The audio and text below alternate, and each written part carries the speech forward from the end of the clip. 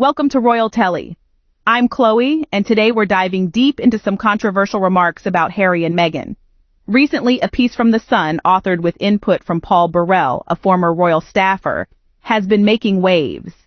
It boldly claims that the Duke and Duchess of Sussex's social circle is dwindling, with A-list celebrities allegedly distancing themselves. The article goes further, painting Harry and Meghan as a mere sideshow rather than significant players on the global stage.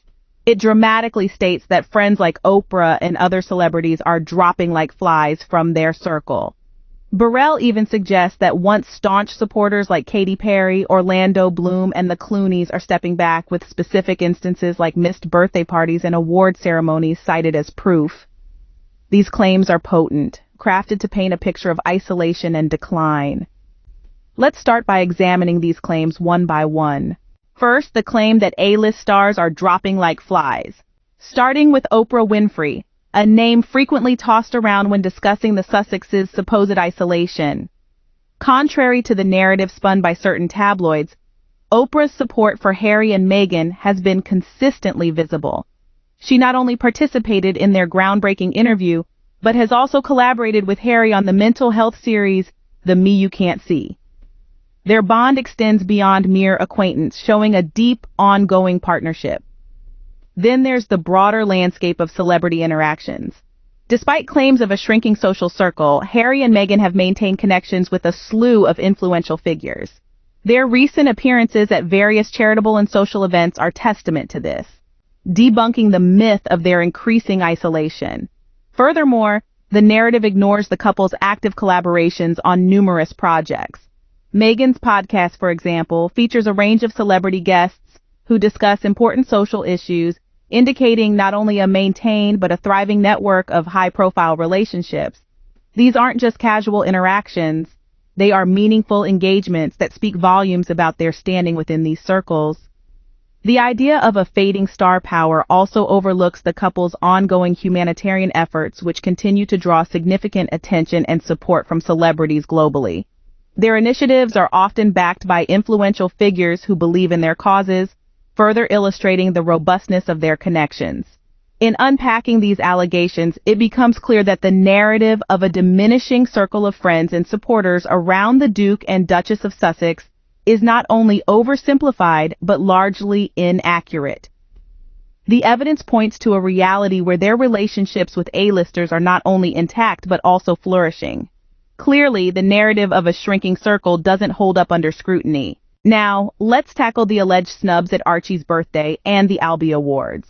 Recent reports have stirred the pot, suggesting that Katy Perry and Orlando Bloom, along with Amal and George Clooney, have distanced themselves from Prince Harry and Meghan Markle by not attending significant personal events.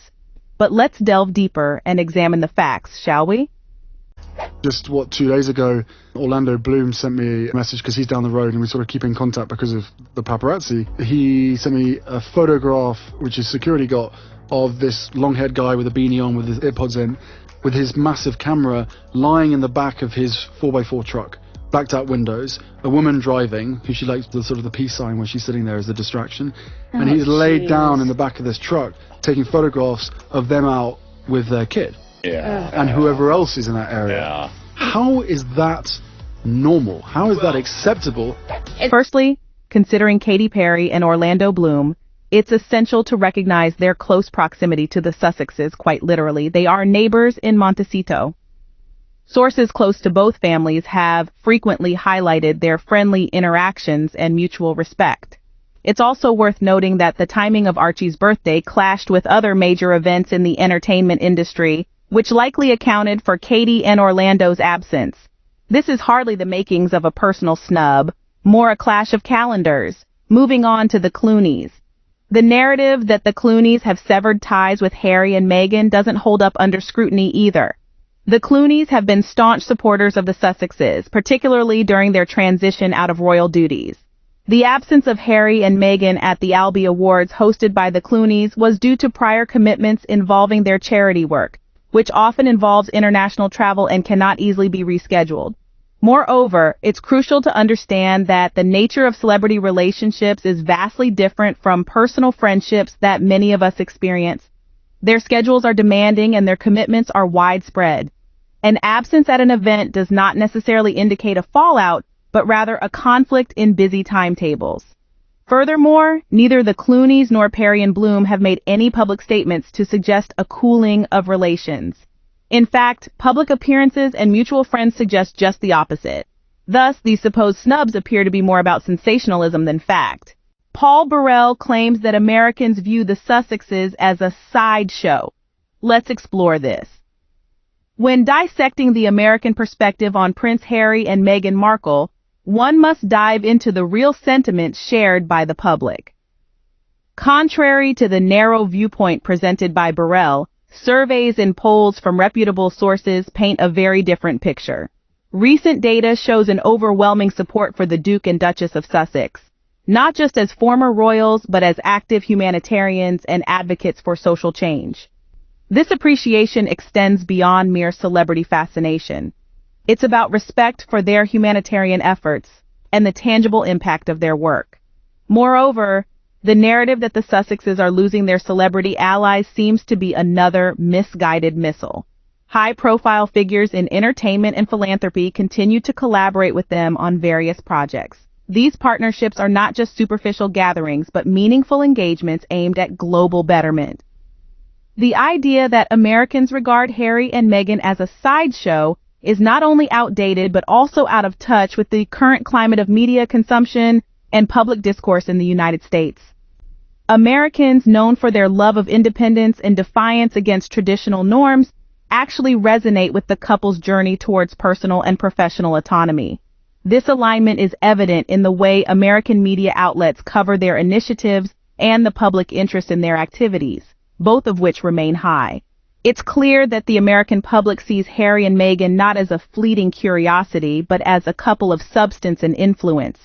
It seems the American affection for the Sussexes is still strong, contrary to what Burrell suggests.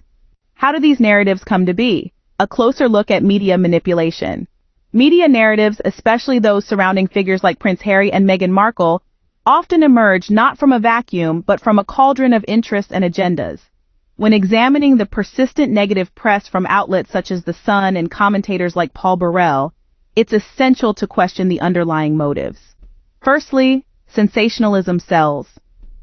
In the bustling market of news and information, headlines that shock or create controversy tend to attract more eyes. Harry and Meghan's circle is getting smaller, claims Burrell in The Sun. Such statements are designed to hook readers, playing on the human tendency toward schadenfreude, the pleasure derived from another's misfortune. Secondly, there's the aspect of political and cultural bias. Certain media outlets have historically aligned themselves with specific ideological viewpoints. For The Sun, which often champions traditional British values, the narrative of Harry and Meghan distancing from the royal norm serves as a perfect foil to reinforce their editorial stance. This alignment not only shapes the narrative, but also caters to an audience that expects and agrees with these viewpoints, creating an echo chamber of reinforced biases. Furthermore, personal vendettas cannot be discounted. Figures like Paul Burrell, who have had intricate pasts with the royal family, might view disparaging the Sussexes as a way to remain relevant or settle old scores.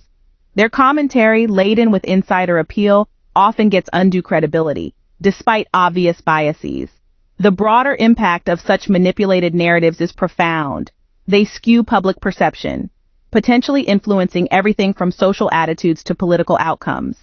They also contribute to a toxic media environment where truth becomes a casualty of the quest for engagement and profits. Understanding the source of these claims helps us see the larger picture. By dissecting these motives and recognizing the patterns of manipulation, the public can foster a more critical and discerning view of the media they consume, promoting a healthier, more informed discourse. Thank you for joining me today on Royaltelly. As we've navigated through the fog of misinformation, it's clear that forming opinions based on solid facts is pivotal. Let's continue to foster a community where open and respectful discussions thrive.